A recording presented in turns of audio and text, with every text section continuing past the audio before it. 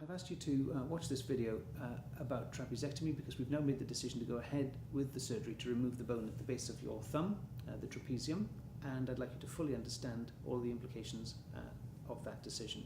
Trapezectomy is a very historic operation that we've done since the 1950s. There are no operations that have come along, including joint replacement, that have actually superseded the outcomes of the good old-fashioned trapezectomy. It has high success rates, which is why it's been difficult to improve on that. Just simply removing that bone results in patient satisfaction in about 80 to 90% of cases, with relatively low complication rates. There are, of course, a number of risks, as there are with all operations. The number one risk with all operations is infection, and if you have an infection, you'll need some antibiotics. That usually presents with increasing pain in the bandages during the first couple of days after the surgery. If you do have an infection, you'll get some antibiotics. We cover the operation with antibiotics at the time of surgery, and it's unusual to require any antibiotics after the surgery. The risks of infection of any seriousness are about 2-3%. Other risks with the surgery are that you get persistent pain at the base of your thumb, so it doesn't cure the original problem. Other less common risks are of nerve or tendon injury, or persistent stiffness or hypersensitivity around the scar.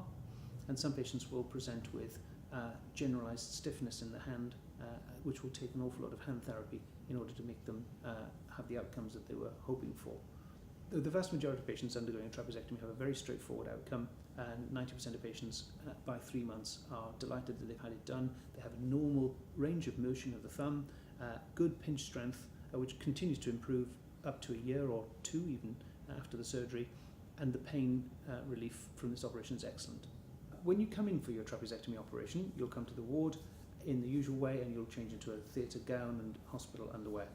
The nurses will do all the preparatory work, paperwork, etc., and you'll sign a consent form, and we'll go through all the consent issues again, and you'll have your hand marked before the surgery.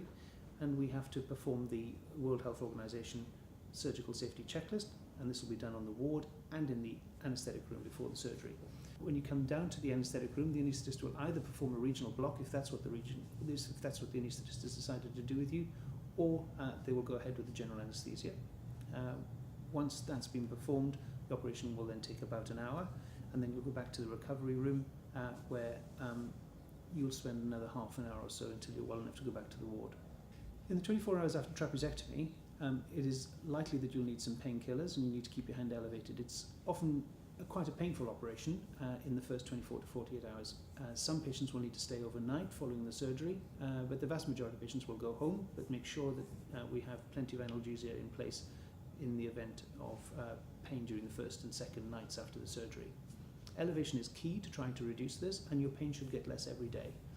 As the pain settles over the first few days, you find that you can do more and more with your hand, and the thumb is completely immobilized in the bandage after the surgery, and that bandage stays in place for 2 weeks.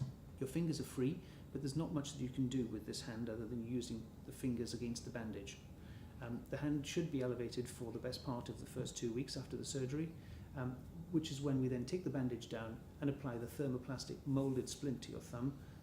A hand therapist will do that for you, and then we can inspect the wound, remove the stitches if necessary. Sometimes I use dissolving stitches in this indication, and then you start using your hand a little more normally. The hand returns to normal function by about 6 weeks. For hard pinch and grip strength, it often takes 3 or 4 months to achieve that, but a full normal range of the fingers and a good range of movement of the thumb is usually achieved by about 6 weeks.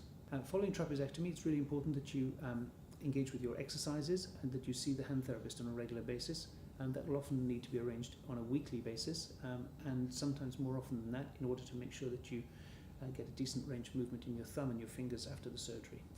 If there are any concerns following a trapezectomy operation, such as increasing pain within the bandage or some swelling in your fingers, then you should contact my secretary or call the hospital where the operation was performed, and we'll arrange to see you as appropriate.